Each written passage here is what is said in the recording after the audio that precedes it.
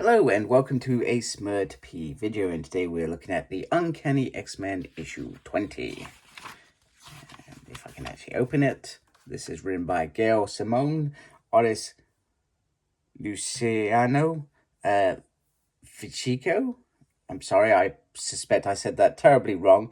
Matthew Wilson on the colors and Feces Clay and Cows on the letters. So our story begins at Grey Malkin, oh my goodness, prison. My words are not coming out very well this morning. I do apologize. So Monette St. Cross is a prisoner and she is not eating at all.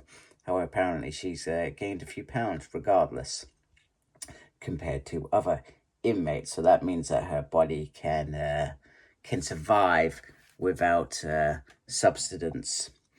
Monette plays the game where she winds up the governor, saying that she envies mutants, Jean Grey, Anne-Marie LeBeau, myself, in particular, Emma Frost. Look how you dress like her. And she's like, I told you that's a lie. So she's playing mind games. Very, very clever. She is offered some really nice food. She refused to eat it while others starve. And then she sends a warning. This is starting to come to an end. Your mind control goon is not able to hold inmate X, and that is bad for the world. And I can pull off this collar whenever I want. Get ready for prison food, because that is where you are heading.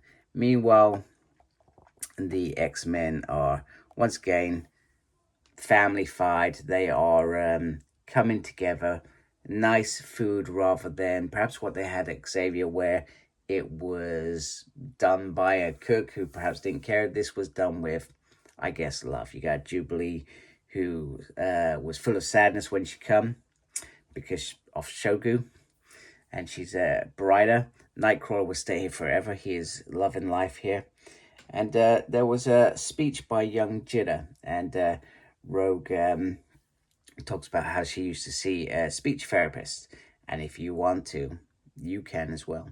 Also, Spider-Man has given Jitter a gift, and we don't find out in this issue what that is. Meanwhile, there's a cult, and that cult has Ransom's half-brother in it, Benico.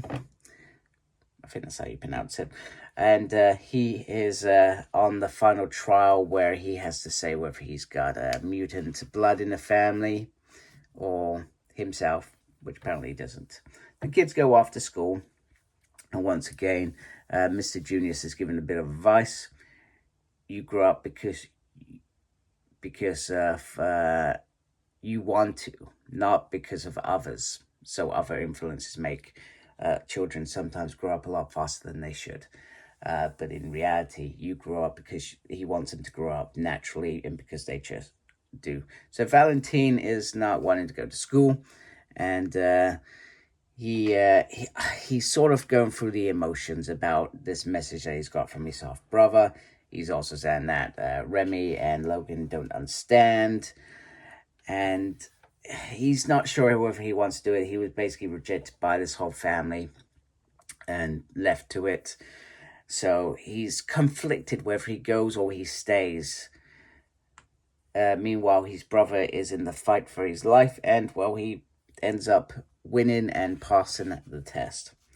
So we also get, so they decide to go. Logan's going to go. Logan was going to go by himself. Ransom's going to go with him because, you know, it's sort of his personal problem.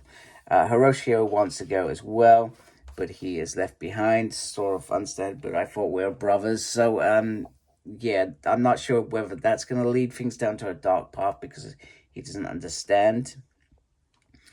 Meanwhile, Remy doesn't know where they're going to land, and, well, they land in front of a truck, and it's almost quite drastic. So they go into a bar, and apparently these, what am I calling them? These cult members are enhanced in some way, and they call it going juggernaut, so you know that can't be good. So they get stuck in, and we get this interesting sort of monologue in his mind from Ransom, where he is talking about how he gets sad, and sometimes it almost consumes him in everything he's doing, like a black hole. And this happens in real life. People feel this way. People get sad, when you've got perhaps multiple issues. It could be financial, personal, work. You could have all these things, and you feel like you're slowly, and you can't see the light at the end of the tunnel. And that's how Ransom sometimes feels. I think being an X-Man, as he shouts out here, is starting to help that. You also get the backstory again, where so his parents were quite rich, and they decided not to pay the ransom, and well, he was shot, in a nutshell. So they get stuck in, and then the fighters start, because Ransom has been keeping a secret from Logan, one that perhaps he should have shared, because he was told not to come back. And Ransom is sorry, because this is his father. Woo, nice twist. Maybe sort of predictable. I sort of thought that was the moment that gunshot was shot. I was like, yeah, that's Daddy. And I sort of always wondered about that as we were going through the story. So, but the hard thing is, when you've read I've been reading X-Men for probably about 35 years now. I've probably been reading X-Men. So you start sometimes seeing patterns, and I do that with books as well. You start seeing patterns. So sometimes it's harder for a writer, because we start understanding things and start seeing how things are panning out, don't we? Correct? So it's no disrespect to Gail. I think she's done a good job. I enjoyed this issue. The fact that we've only got one more issue after this until the big break in Age of whatever, Revelation or Apocalypse, whatever we're calling it this time. It's a nice little ending. And once again, throughout this series, we've grown in some aspects, but there are sort of filler issues throughout the whole run. Just before Grey Malkin, you're not going to do too much, because that's coming up. So you finish the Sarah story, and there's like a filler. Then we've got the hunt for Xavier coming out. So once again, you start being careful. I've only got a few issues between that, so I can't do too much. And then once again, this has probably been the longest run after since then. And it's been building nicely, and then we're going to close it off with this 2-part story. So, and maybe not filler, because you could say that actually this is growth for Ransom. So that's the way you can look at it. So anyway, good issue. It'll be interesting to see how this ends next issue before the big, like I said, big break. I'm taking a break from X Comics until the new year. So nice for me, and then I'll be back, obviously. So I hope you like my video. If you do, please subscribe to my channel. I really appreciate it. Make sure you look after yourself. Very important these days. As always, look after yourself. Thank you to everybody that subscribed, and embrace geekiness. Take care. Goodbye.